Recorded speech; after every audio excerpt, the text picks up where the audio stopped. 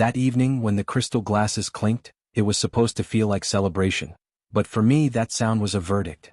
Mom lifted her glass, pride shining in her eyes, smiling at the daughter who had always been there for her. Then she turned toward my sister Olivia, grinning. Laughter filled the table. Olivia feigned humility. I stayed silent, the faint, transparent silence I had grown used to, the shadow who supports everyone yet is never seen. When the waiter slid the leather bill folder in front of me, reality hit again. $1,980, the cost of everyone else's indulgence. Olivia smirked. You don't mind covering it, right? You make more than me. Everyone else pretended to check their phones. In that stillness I understood everything. Their roles had been decided long before this dinner. I was the provider, the afterthought, the one expected to quietly pay the price. I smiled, of course, but I didn't reach for my card. I reached for my phone. It all started small. Mom would ask me to help Olivia, a temporary loan for a business idea. I gave $5,000, then $10,000, then $20,000, always with the same promise. I'll pay you back when it takes off. But it never did. Later, I discovered she'd used the money on designer bags and a trip to Greece, the one she posted on Instagram with the caption, "Hard work pays off." When I confronted her, she laughed.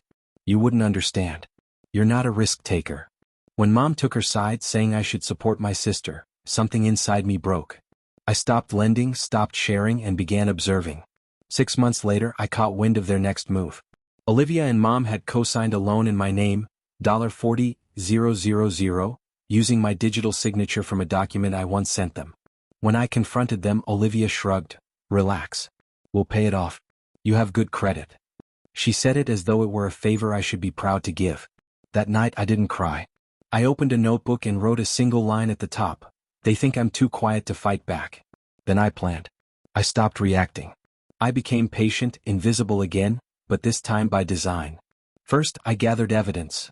Screenshots, messages, loan documents, every lie, every signature, every message that proved intent. Then I opened a new company account under my name, listing Olivia and Associates as the contact. I hired her to consult on a fake project which I recorded. In emails and voice notes, she bragged about creative accounting. That was all I needed. I sent everything, the statements, the voice notes, the forged documents, to the bank's fraud department and quietly copied my lawyer. Within a week, her accounts were frozen. Mom's co-signed credit line was under investigation. I didn't gloat, I waited. When Mom texted about celebrating Olivia's new beginning, I almost laughed. Olivia had convinced everyone she'd landed a big partnership. Little did they know the company she was flaunting was the one I had set up for the sting. I went to the dinner, dressed simply, spoke little, and listened to every false word. When the bill arrived, the moment they expected me to bend and pay, I made my move. I stood slowly, letting my chair scrape the floor. The sound cut through the chatter like a knife. Actually, I said evenly, you might want to split the bill tonight. Olivia frowned. Excuse me? I looked at her. Then Mom. Because starting tomorrow, none of your cards will work. The accounts are frozen. The bank's fraud department moves fast when they see forged signatures. Color drained from their faces. Mom blinked, confused. What are you talking about? I leaned in. That partnership Olivia bragged about? That was my company.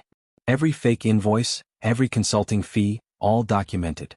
You both signed off on fraud. I hope you enjoyed dinner. For a second, no one breathed.